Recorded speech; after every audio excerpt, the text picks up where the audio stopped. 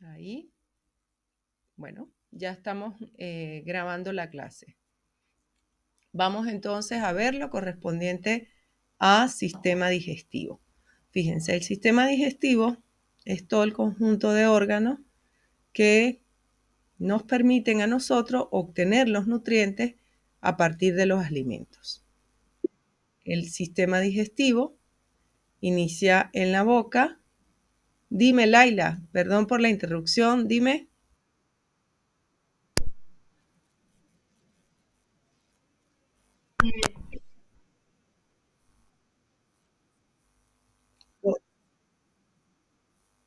Envíame un mensaje cualquiera para que me aparezca ahí y luego más tarde lo reviso.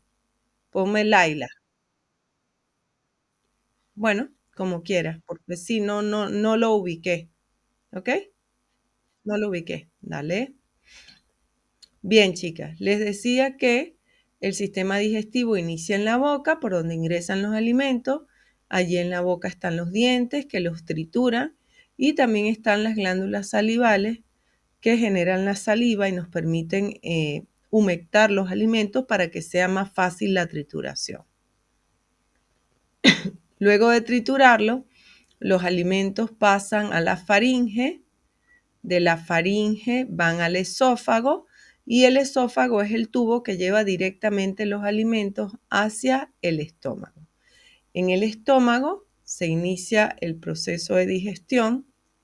Digo se inicia porque no finaliza allí ni es el sitio donde ocurre la absorción de los nutrientes. Allí en el estómago vamos a tener los jugos gástricos formados por ácido clorhídrico y por enzimas digestivas. La mezcla de los alimentos con este jugo gástrico es lo que hace que los alimentos químicamente se empiecen a degradar y liberen los nutrientes. Luego del estómago, esta mezcla de jugos gástricos con alimentos van a pasar al intestino delgado. El intestino delgado es el que está acá en la parte central. Es muy extenso, tiene aproximadamente 7 metros y allí es donde ocurre la mayor parte del proceso de absorción de todos los nutrientes. Luego, lo que queda de los alimentos, luego que han pasado por el intestino delgado, ya son los desechos y esos desechos van al intestino grueso, que es lo que está alrededor del intestino delgado. El intestino grueso se absorbe el agua y eso permite la compactación de los residuos y se forma la materia fecal que va a ser eliminada a través de la última porción del intestino grueso, que es el recto, y a través del ano lo expulsamos al exterior. Esa es la forma como está estructurado el sistema digestivo. Fíjense, una de las afecciones que más se encuentran a nivel del sistema digestivo son las úlceras. Fíjense que les mencioné que en el estómago se encuentran los jugos gástricos y ese jugo gástrico o esa mezcla de jugos gástricos contiene ácido clorhídrico. El ácido clorhídrico es una sustancia corrosiva para los tejidos, es decir, que daña los tejidos. Para protegerse de ese ácido clorhídrico, el estómago tiene en la parte interna un recubrimiento de un moco, es una capa de mucosa. Cuando el ácido clorhídrico que se genera es tanto que hace que la capa de moco no sea suficiente para proteger los tejidos, es allí donde se abre un agujero en los tejidos, se dañan los tejidos por acción del ácido clorhídrico y se forman las úlceras gástricas. Vamos a tener dos tipos de úlceras. La úlcera gástrica, que es cuando se forma la úlcera a nivel del estómago, y tenemos la úlcera duodenal, que es cuando hay daño de los tejidos a nivel de la primera porción del intestino delgado. Acá vemos una fotografía de una endoscopia de una úlcera gástrica. Fíjense cómo se ve el tejido dañado. Esto que está acá de color más blanco es una úlcera gástrica. Acá les muestro lo que es la imagen de una úlcera duodenal. Fíjense que la zona afectada, el tejido dañado por los jugos gástricos, tiene un color más claro que el resto del tejido. Esa es una de las afecciones más comunes a nivel del sistema digestivo. ¿Cuáles son entonces los fármacos que más se utilizan en las patologías del sistema digestivo? Tenemos en primer lugar los antiácidos y antiulcerosos. Los antiácidos son los que se utilizan para neutralizar el exceso de ácido clorhídrico en el estómago, que es el que produce las úlceras. Tenemos los antiulcerosos, que se encargan de proteger el tejido gástrico para que el ácido clorhídrico no le pueda hacer daño y no se formen úlceras. Tenemos también los antieméticos, que son los que previenen un poco el vómito o bloquean la sensación de querer vomitar.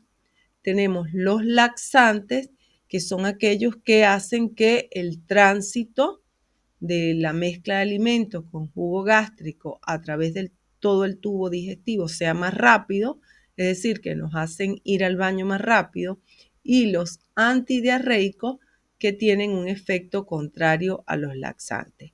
¿Por qué? Porque los antidiarreicos son los que detienen las diarreas que se generan producto de una infección generalmente o de un problema de indigestión, y esto hace que el tránsito de la mezcla de los alimentos con el jugo gástrico sea exageradamente rápido a través del tracto digestivo, y eso es lo que produce la diarrea. Vamos a hablar de este primer grupo de fármacos, que son los antiácidos y los antiulcerosos. Fíjense que este grupo de fármacos van a actuar de dos formas. Los antiácidos, neutralizando la acción del ácido clorhídrico o haciendo que no se produzca tanto ácido clorhídrico, y los antiulcerosos actúan protegiendo el tejido gástrico, reforzándolo o formando una capa protectora por encima del tejido gástrico para que el ácido clorhídrico no le haga daño. Dentro de este grupo de antiácidos y antiulcerosos tenemos en primer lugar los inhibidores de la bomba de protones, como por ejemplo el omeprazol. Los protones son hidrógenos y el hidrógeno se utiliza para sintetizar ácido clorhídrico en el estómago. Entonces tenemos este grupo de fármacos que no permite que se transfieran protones, hidrógeno, a las células del estómago y éstas no puedan producir ácido clorhídrico. Uno de los más conocidos es el omeprazol. Tenemos también lo que son los antagonistas de los receptores H2, como por ejemplo la ranitidina. Estos fármacos que bloquean los receptores H2 también inhiben la producción de ácido clorhídrico, porque estos receptores son parte del proceso que se requiere para que los hidrógenos entren a las células que conforman el tejido gástrico. Tenemos los antiácidos, como por ejemplo los que contienen hidróxido de aluminio, hidróxido de magnesio, que son compuestos químicos que reaccionan con el exceso de ácido que hay en el estómago y lo neutralizan. Por eso se llaman antiácidos. Tenemos luego los antiulcerosos, que son agentes que refuerzan la mucosa, es decir, refuerzan la capa de moco que hay en la parte interna del estómago. Uno de los más utilizados es el sucralfato.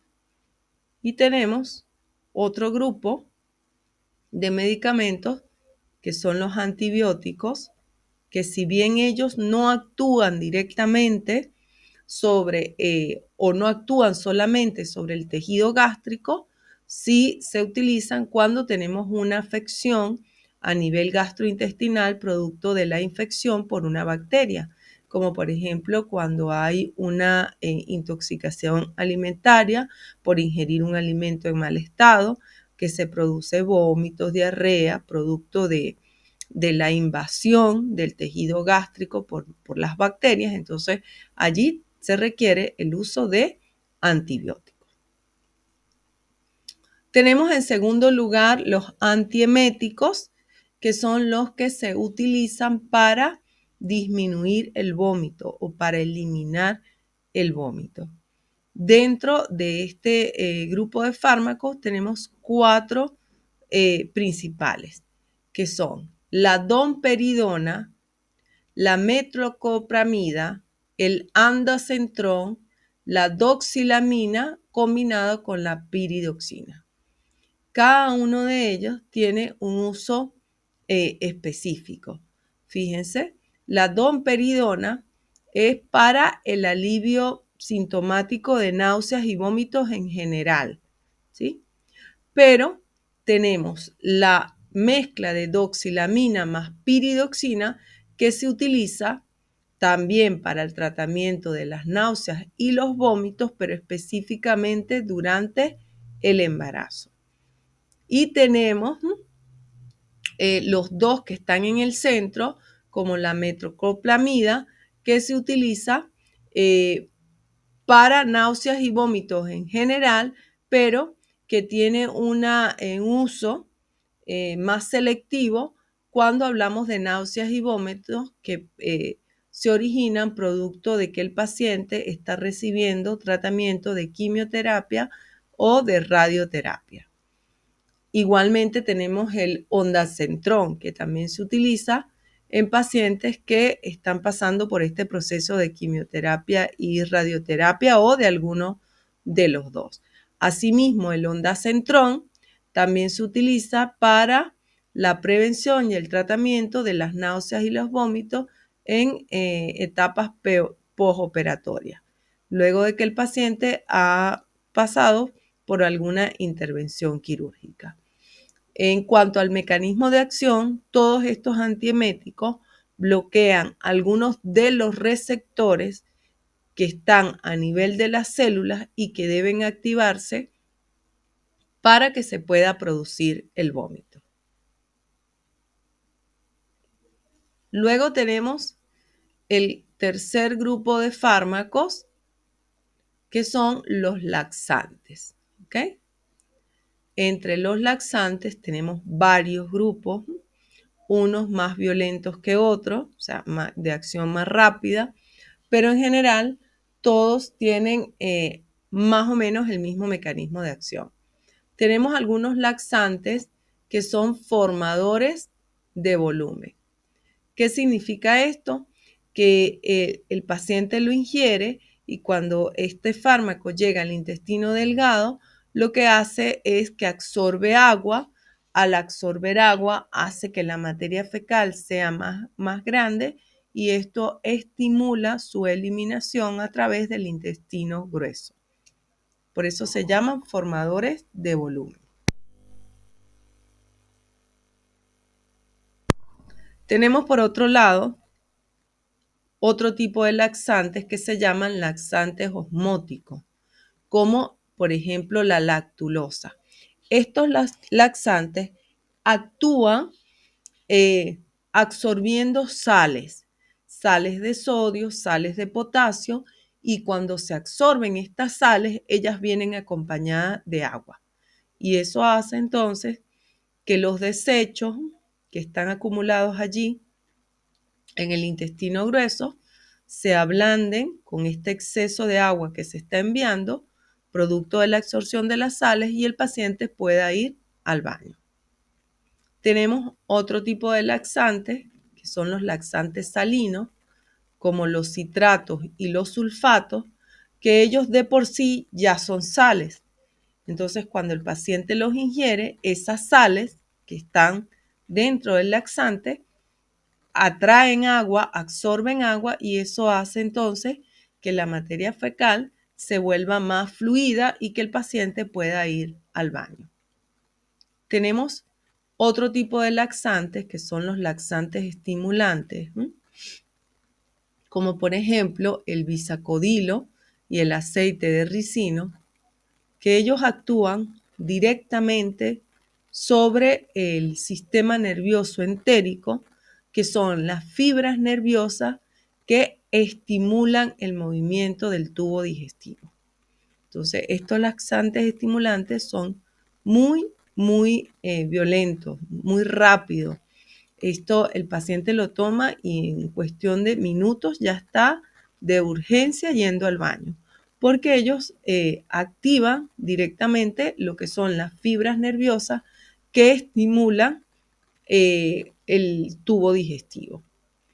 Tenemos otros laxantes que actúan lubricando la parte interna del tubo digestivo, como por ejemplo la parafina líquida. Y esto hace que la materia fecal que esté compacta allí y que no se puede mover, pues pueda resbalarse y pueda ir desplazándose a través de todo el tubo digestivo.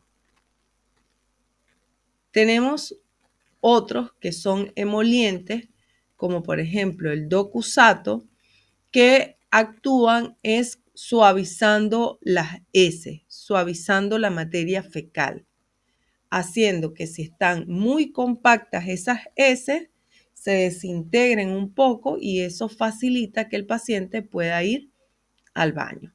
Y tenemos otros laxantes de uso rectal, ¿sí?, que se introducen directamente por el recto. Son unas soluciones salinas que tienen un efecto muy rápido y suelen utilizarse en tratamientos preoperatorios, es decir, para preparar el paciente cuando va a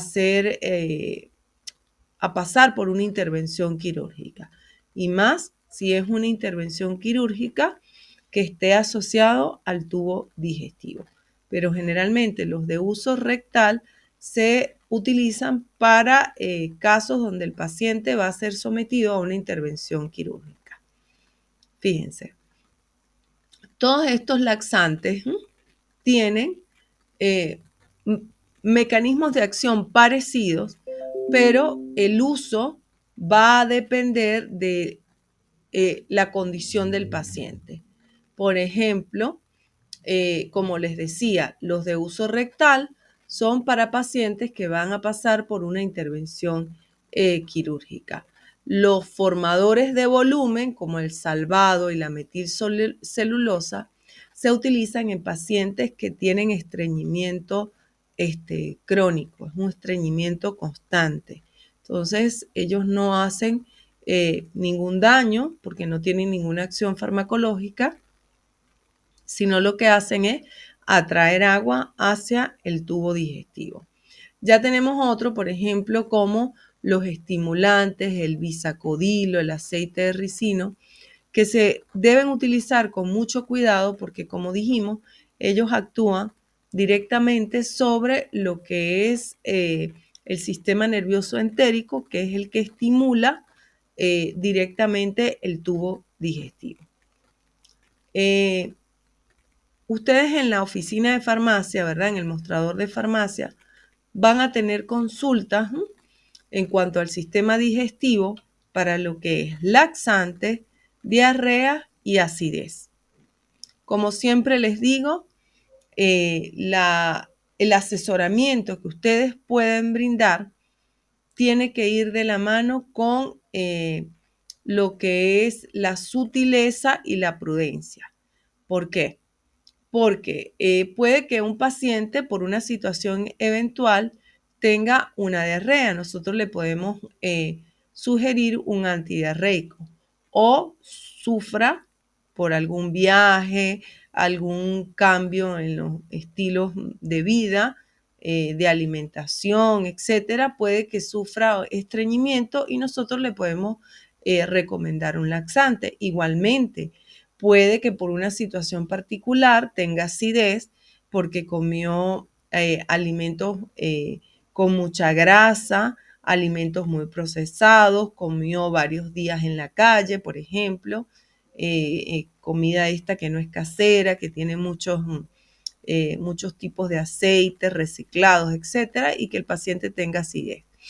Está bien que nosotros podamos brindarle un asesoramiento, pero si tenemos el mismo paciente constantemente consultando por bien sea estreñimiento, diarrea o acidez, ya no debemos brindarle más asesoramiento, sino recomendarle que visite a un médico para que pueda conocer exactamente qué es lo que está originando ese desorden y no seguir tomando laxantes, antidiarreicos o antiácidos de forma descontrolada sin atacar la raíz del problema. ¿Ok? Esto es lo correspondiente a sistema digestivo. ¿Hay alguna pregunta, alguna duda? Las escucho.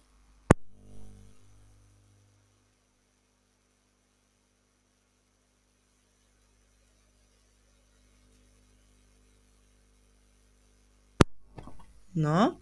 Bueno, si no hay ninguna pregunta, vamos entonces a ver la última parte del módulo 1 que teníamos pendiente, que corresponde a enfermedades de los sentidos.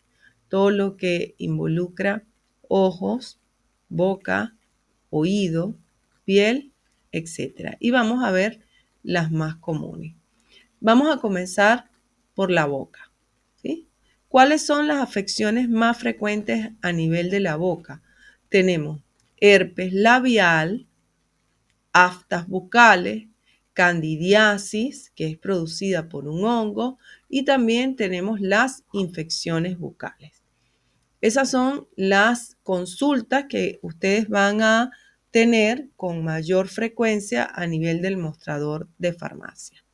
Fíjense, el herpes labial se presenta como estas pápulas, estas como úlceras alrededor de la comisura de los labios que tienen un líquido adentro, son como unas vejiguitas que se ven allí. Acá hay un acercamiento de lo que es una zona afectada. El paciente en esa zona siente picazón, dolor, ardor y mucha molestia. En el caso del herpes labial, debemos saber que suelen ser pacientes que ya en otra oportunidad han tenido herpes. ¿Por qué? Porque el herpes viene de un virus, es un tipo de virus del grupo del herpes zóster y es un virus que una vez que invade un organismo no sale. O sea, el virus del herpes no lo van a poder eliminar del organismo, ya queda allí latente y cuando el paciente por alguna razón baje sus defensas por una situación de estrés, porque pasó por una gripe, porque le dio una fiebre muy fuerte, incluso el sol a veces es un estimulante para que ese virus que está allí en el organismo aflore. El tratamiento de elección para el herpes labial es el aciclovir en pomada.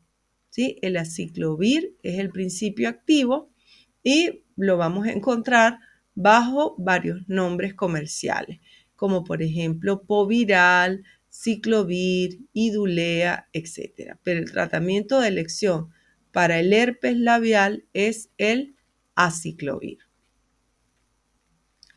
Tenemos otra afección muy frecuente en la boca que son las aftas bucales, ¿sí?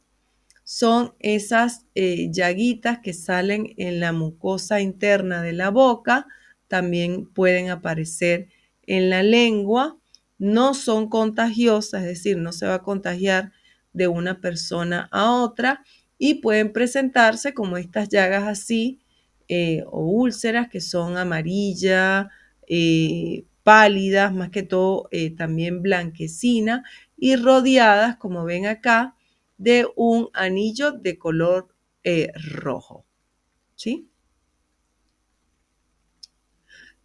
¿Qué puede generar una de estas aftas? Pueden ser generadas más que todo por una agresión a la mucosa bucal que produzca irritación de la mucosa. Por ejemplo, si hay un diente que se partió y que le haya quedado un filo, ese filo puede dañar la mucosa bucal. También el roce de alguna parte de una prótesis, cuando nos mordemos la mejilla o nos mordemos los labios, si nos quemamos accidentalmente la boca con alguna bebida o algún alimento caliente. También los aparatos de ortodoncia que tienen piezas metálicas pueden dañar el tejido y generar las aftas. Y también algunos hábitos como por ejemplo masticar tabaco. No se conoce exactamente bien cuál es la causa de las aftas orales, ¿sí? Fíjense que hablamos de estas situaciones que pueden estimular la aparición de las aftas, pero de verdad la raíz del origen de por qué se generan estas aftas no está claro. Se dice que puede deberse a alguna debilidad del sistema inmunitario.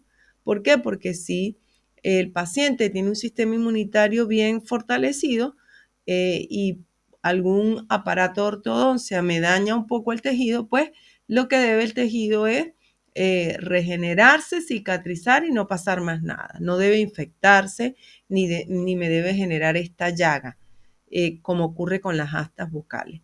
También puede deberse a cambios hormonales, a estrés, a la carencia de algunas vitaminas y minerales, como por ejemplo la vitamina B12 o el folato. Se han hecho estudios donde se ha demostrado que la falta de estas vitaminas puede generar la aparición de aftas bucales. ¿Cuál es el tratamiento que nosotros podemos recomendar? Debemos elegir una forma farmacéutica que contenga una mezcla de antiinflamatorios y también que contenga antisépticos de uso tópico. Vienen varios productos comerciales para aftas bucales. Tenemos uno de los más conocidos, el Oralsone, que contiene un antiinflamatorio del tipo del corticoesteroide. Tenemos también el Piralbec, que tiene unos compuestos extraídos de la planta, que son glucósidos antraquinónicos que tienen acción antiinflamatoria específicamente a nivel de la mucosa bucal. Tenemos otro como por ejemplo el Ernet, que es antiinflamatorio de uso tópico. Tenemos el Ernet Duo, que además del antiinflamatorio, tiene el antiséptico, que es el cloruro de acetilpiridinio. O sea, que además de hacer que baje la inflamación, también tiene este cloruro de acetilpiridinio que mata cualquier microorganismo que se encuentre allí en la afta. Por ejemplo, algún hongo, alguna bacteria, algún virus que quiera aprovechar esta afta para generar una infección. Hay otra patología muy frecuente también en la boca, que es lo que se llama muguec o candidiasis. Esta es una condición que produce un hongo llamado Candida albicans. Se caracteriza la candidiasis porque vemos estas formaciones de una sustancia de color blanco. Fíjense cómo está la lengua de este bebé. Es como un algodoncito blanco que sale en toda la mucosa bucal. Este hongo, el Candida albicans, lo tenemos nosotros de forma natural en la piel y en las mucosas. El problema es cuando por algún desequilibrio este hongo crece más de lo normal. Y allí entonces es donde genera esta sustancia blanca como en forma de grumo que va a generar lo que es la candidiasis. Fíjense que la candidiasis se da mucho, por ejemplo, en pacientes que ingieren alimentos lácteos y no, o sea, frecuentemente durante el día y no se enjuagan la boca, no se cepillan los dientes. Entonces, estos nutrientes que quedan ahí de la leche los aprovecha el hongo para crecer y para generar la candidiasis. Tenemos también el caso de los bebés, algunos bebés que no tienen la flora bacteriana normal en la boca y que producto de la leche materna, esa leche queda ahí en la boca y puede hacer que el hongo crezca de forma desequilibrada. Tenemos también a nivel de la boca lo que son las infecciones bucales, que van a ser provocadas por la placa bacteriana, es decir, el cúmulo de bacterias que puede acumularse en las encías debido a una higiene inadecuada de la boca. Estas infecciones bucales pueden llegar a transformarse en lo que se llama un flemón. Un flemón es cuando ya tenemos un absceso bucal, es decir, la mucosa está irritada, está inflamada debido a la gran cantidad de bacterias que están allí generando una infección y esta inflamación puede extenderse incluso hasta las encías. Y si esto no se trata a tiempo, el flemón puede llenarse de pus. Y esto va a generar, por supuesto, dolor, ardor, enrojecimiento de la zona y puede generar incluso fiebre. ¿Cómo son los síntomas de las infecciones bucales? Fíjense, acá tenemos un flemón bastante característico, es evidente, incluso se ve por fuera de la zona bucal. Los síntomas son dolor intenso en la zona donde está la infección y puede ir acompañado este dolor de la formación de un absceso, que es como una pequeña tumoración que sale, pero de naturaleza benigna, por supuesto que no es un cáncer, y allí se acumula pus. El tratamiento de las infecciones bucales suele ser una combinación de analgésicos con antiinflamatorios. El mejor es el ketorolac, que se consume cada 6 u 8 horas y ayuda a disminuir sustancialmente el dolor. Pero además del antiinflamatorio, se requiere el uso de un antibiótico. Porque si estamos hablando de una infección bucal es porque hay una bacteria allí generando la infección. En el caso de las infecciones bucales, el antibiótico más utilizado es la amoxicilina en una concentración de 750 miligramos por dosis. Luego vamos a hablar de las enfermedades a nivel de la nariz. Recuerden que estamos hablando de lo más frecuente, de lo que puede ser una consulta a nivel del mostrador de farmacia. En la nariz podemos presentar lo que son las hemorragias nasales, que también se conoce con el nombre de epistaxis, y las rinitis alérgicas.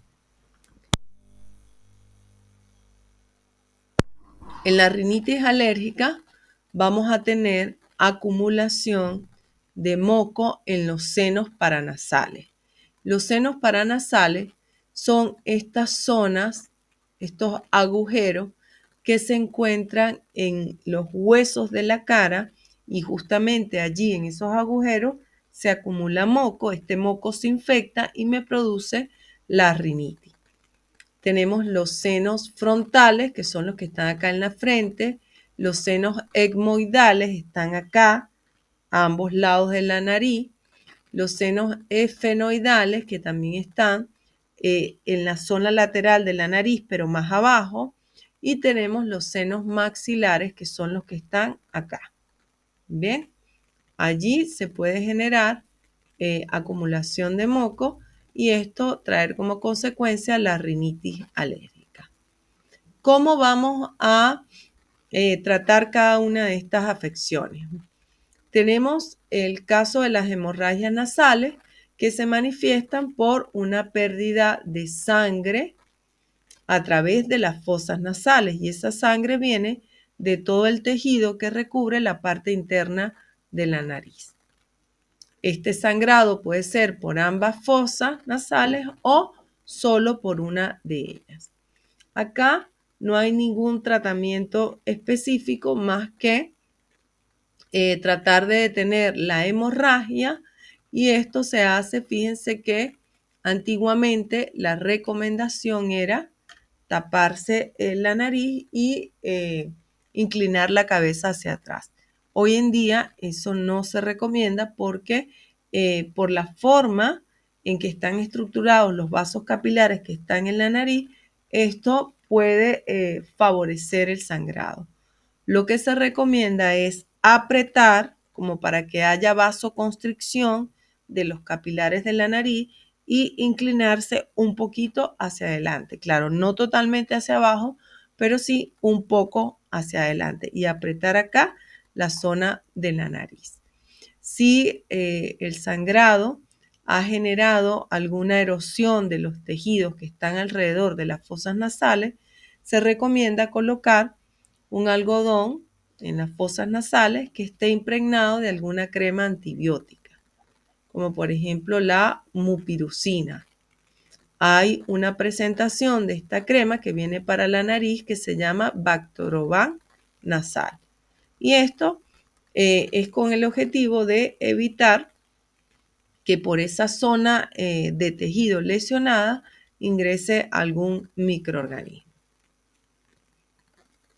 Tenemos a nivel de la nariz también lo que es la rinitis alérgica, que como les mencioné es cuando hay inflamación de esas fosas y senos paranasales, y al inflamarse se genera picazón en la nariz, estornudo y dolor incluso en los huesos de la cara.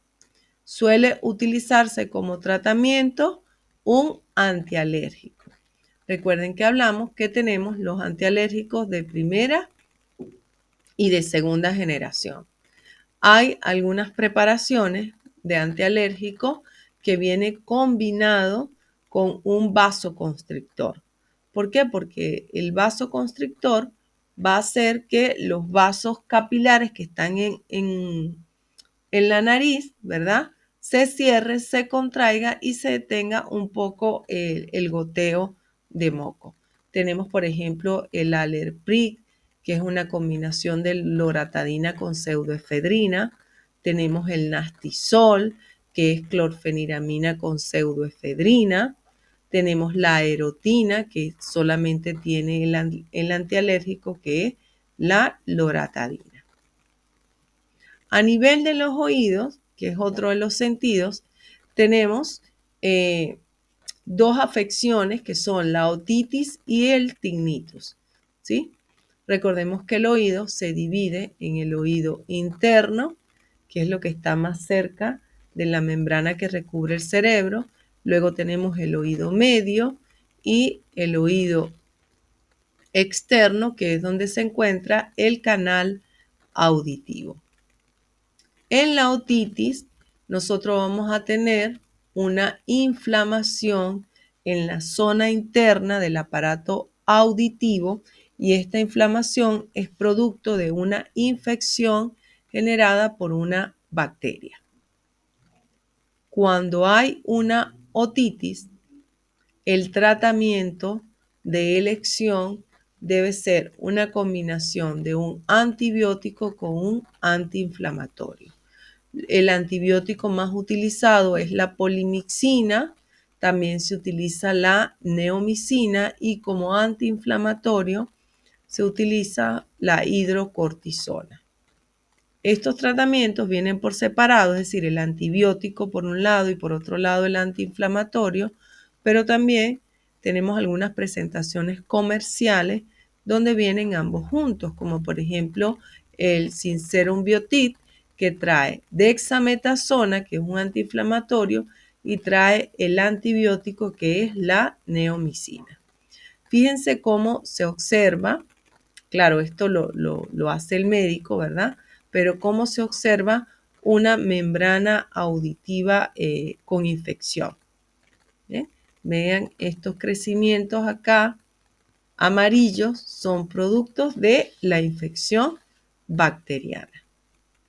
Igualmente, nosotros podemos hacer la recomendación de algún tratamiento si es alguna situación particular. Fue a la pileta, le quedó agua depositada allí, no se la sacó bien y se generó una infección. Pero si es un paciente que continuamente nos está consultando por lo mismo, ya debemos recomendarle que vaya a un médico especialista para que encuentre la raíz del problema. En el caso del tinnitus, ya aquí nosotros no podemos ni recomendar ni hacer ningún tipo de intervención ni de diagnóstico, porque esta es una enfermedad más compleja que tiene que ver con el sistema nervioso y que es diagnosticada y tratada por médicos especialistas. En el tinnitus tenemos en el paciente una sensación de vértigo, de ruidos constantes, de zumbidos constantes en el oído, y ese ruido no existe. Es algo que se está generando allí en la membrana del canal auditivo. Es una enfermedad bastante compleja que suele utilizarse incluso antidepresivos tricíclicos, como por ejemplo la mitriptilina y la nortriptilina, ¿sí? Porque ya estos son problemas a nivel del sistema nervioso central. Sin embargo, se los coloco allí para que sepa que existe, ¿sí?, esa enfermedad. ¿Cuáles pueden ser las causas del tinnitus? Por ejemplo, la pérdida de audición en las personas mayores, el exponerse a ruidos muy fuertes constantemente, el sufrir frecuentemente de infecciones del oído. También se ha observado que en los pacientes que tienen problemas cardíacos puede haber una alta probabilidad de que sufra de tinnitus. Tenemos la presencia de tumores que afecten el nervio auditivo, ¿verdad? Tumores cerebrales que estén presionando el nervio auditivo, cambios hormonales en las mujeres, problemas de tiroides, y hay algunos medicamentos que pueden alterar el nervio auditivo y generar el tinnitus. Vamos con los ojos. Fíjense. A nivel de los ojos, lo más común es la conjuntivitis, que es una irritación de la conjuntiva ocular. La conjuntiva es la membrana que protege al ojo. Es lo que nosotros llamamos la parte blanca del ojo. Esta conjuntivitis puede tener tres tipos de origen. Puede ser una conjuntivitis alérgica, puede ser una conjuntivitis producida por una bacteria o puede ser una conjuntivitis viral. Dependiendo de la causa, el tratamiento va a ser diferente. En general, todos los tipos de conjuntivitis vamos a observar los mismos síntomas en general, pero ya vamos a ver que algunos síntomas varían. Esta conjuntiva ocular va a estar inflamada, enrojecida, hay picazón, molestia en los ojos, y el paciente tiene como una sensación de que tiene arena en los ojos, y puede haber también un lagrimeo constante. Para nosotros recomendar o dar un asesoramiento en caso de conjuntivitis, tenemos que saber diferenciar lo que es una conjuntivitis viral de una bacteriana y de una alérgica, ¿sí? Porque el tratamiento va a ser diferente. ¿Cómo podemos nosotros identificar una conjuntivitis viral? Bueno, en la conjuntivitis viral hay enrojecimiento, pero no hay secreciones. No hay lo que se llama lagaña. Esa secreción amarillenta no la hay. En cambio, cuando hay una conjuntivitis bacteriana, sí hay presencia de esa secreción amarilla. Y cuando es una conjuntivitis alérgica, no hay secreción y sí vamos a observar que hay inflamación en la zona externa de los ojos, por ejemplo, en los párpados. Allí nosotros podemos identificar que tenemos una conjuntivitis alérgica. El tratamiento va a depender entonces del tipo de conjuntivitis. Por ejemplo, si yo tengo una conjuntivitis bacteriana, yo debo recomendar algunas gotas oftálmicas que contengan antibióticos. Uno de los antibióticos más utilizados a nivel oftalmológico es la tobramicina. Y en segundo lugar, tenemos la ciprofloxacina. Entonces, algunas gotas que contengan un antibiótico que puede venir mezclado con un antiinflamatorio puede servir para una conjuntivitis bacteriana. Si por el contrario tenemos una conjuntivitis alérgica, entonces debemos recomendar unas gotas que contengan antialérgicos, como por ejemplo el ketotifeno, que es un antialérgico del grupo de los antihistamínicos a nivel oftalmológico. Y si tenemos una conjuntivitis, ¿verdad?, que es alérgica y que causa, o sea, que está cursando con mucha inflamación, vamos a recomendar un antiinflamatorio más fuerte, como por ejemplo la dexametasona. ¿Ok? Y para hidratar en cualquier de los tres tipos de conjuntivitis, si hay mucha resequedad en la zona del ojo, entonces también como tratamiento de sostén para disminuir los síntomas suelen utilizarse lágrimas artificiales. ¿Cuál sería el tratamiento si sospechamos de que es una conjuntivitis viral? Bueno, hay que escoger algunas gotas que tengan algún antiviral, como por ejemplo el aciclovir. Bien, o simplemente, ustedes saben que los virus cumplen un ciclo de vida y luego desaparecen. Simplemente colocar algún antiinflamatorio mientras, para dar chance de que eso vaya desinflamando, mientras el virus cumple su ciclo de vida y luego desaparece. ¿Ok? Por último, tenemos las enfermedades a nivel de la piel. Las más frecuentes son los eczemas, el acné, la psoriasis, el vitiligo y la rosácea. Recordemos que la piel está formada por tres capas, que son la capa más superficial, la epidermis, luego la capa media, que es la dermis, y por último, la capa más profunda, que es la hipodermis. Algunas de estas enfermedades son de curso frecuente, otras no. En algunas podemos hacer alguna intervención, en otras no, porque le corresponde al dermatólogo, al especialista. ¿Ok? Veamos, por ejemplo, el caso de la dermatitis, ¿sí?, que es lo que se conoce con el nombre de eczema. En la dermatitis nosotros vamos a tener una inflamación a nivel de la piel y esta inflamación puede tener dos causas. Pueden ser factores genéticos o pueden ser factores ambientales, por ejemplo, contacto con alguna sustancia química, con algún colorante de la ropa, con algún detergente, etc.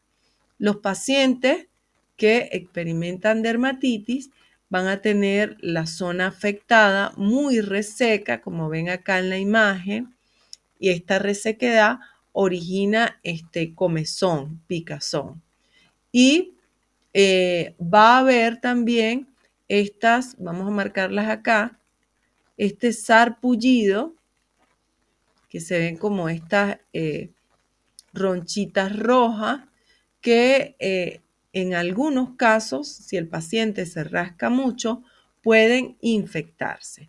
En el caso de las dermatitis, lo que suele recomendarse son algunas cremas que contengan antibióticos, antimicóticos y antiinflamatorios del tipo de los corticoides.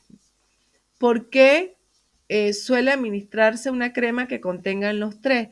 Porque como les mencionaba, si el paciente se rasca, generalmente en las uñas, debajo de las uñas hay bacterias acumuladas y esto va a generar una infección. Entonces, el antibiótico previene la infección por bacterias, el antimicótico previene la infección por hongo y el corticoide ayuda a desinflamar la zona afectada. ¿Ok? Esto es básicamente lo que suele utilizarse en el caso de dermatitis. Tenemos algunos preparados comerciales que contienen los tres principios activos, como por ejemplo el Macril, el Bacticor Complex, el Betacor, entre otros. Estos son algunos de los más utilizados. Luego, a nivel de la piel, tenemos también como algo muy común el acné. El acné se produce cuando los folículos pilosos de la piel se ven obstruidos por células muertas de la piel que se quedan acumuladas allí y también por grasa. En el acné, y nosotros no podemos hacer ninguna recomendación, y allí le corresponde al dermatólogo, ¿verdad? Al médico especialista. Sin embargo, ustedes sí deben conocer cuáles son los activos, los principios activos que se utilizan para tratar el acné y que de esta manera, en el momento que se les presente la situación, ustedes puedan brindarle asesoramiento al paciente. Fíjense que los preparados que se utilizan a nivel de la piel en el acné van a tener algún componente exfoliante para poder eliminar ese exceso de células muertas que están allí y también van a tener algún activo que sea bactericida, es decir, que mate bacterias. ¿Por qué? Porque cuando hay acné que se obstruyen los folículos de la piel, allí se crea todas unas condiciones favorables para que crezcan microorganismos. Las cremas más comunes para el acné, como les mencioné entonces, van a tener algún componente exfoliante y alguna sustancia antibiótica. Tenemos algunos preparados como por ejemplo el Agnosin, que además tiene ácido salicílico. Ese ácido salicílico permite la exfoliación química, es decir, elimina la capa de células muertas. Hay unos que traen antibióticos como el cloranfenicol, otros traen resorcinol, que es un agente también exfoliante. Y tenemos en última instancia la psoriasis, que es una enfermedad también muy específica, es para que la conozcan, sepa que existe, cuáles son los síntomas, pero ahí no podemos hacer ningún tipo de intervención porque eso le corresponde al médico especialista.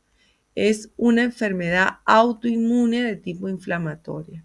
Recordemos que las enfermedades autoinmunes son aquellas donde directamente el sistema inmune ataca las propias células del organismo porque no las reconoce como propias. El tratamiento de la psoriasis es con cremas, más que todo en base a vitamina A, que ayuda a regenerar la piel, y algunos antiinflamatorios, como por ejemplo los corticosteroides de uso tópico. Igualmente, algunas cremas que se utilizan en la psoriasis tienen ácido salicílico, que como vimos funciona como un exfoliante químico porque elimina las capas de células muertas de la piel. Bien, hay un tratamiento muy conocido para la psoriasis que es el Salicren, que es una crema que contiene salicilato y benzocaína. El salicilato para eliminar la capa de células muertas y la benzocaína es un anestésico que ayuda a disminuir el ardor, la picazón y el dolor que sienten estos pacientes en la zona afectada. Bien, esto sería, chicos, los que nos faltaba ver del módulo 1. Cuéntenme si hay alguna pregunta o alguna duda. Magdalena, tienes la mano levantada, dime.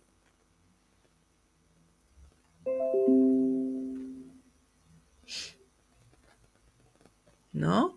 Bueno, vamos entonces a hacer la evaluación. Necesito que prendan las cámaras, chicas, por favor.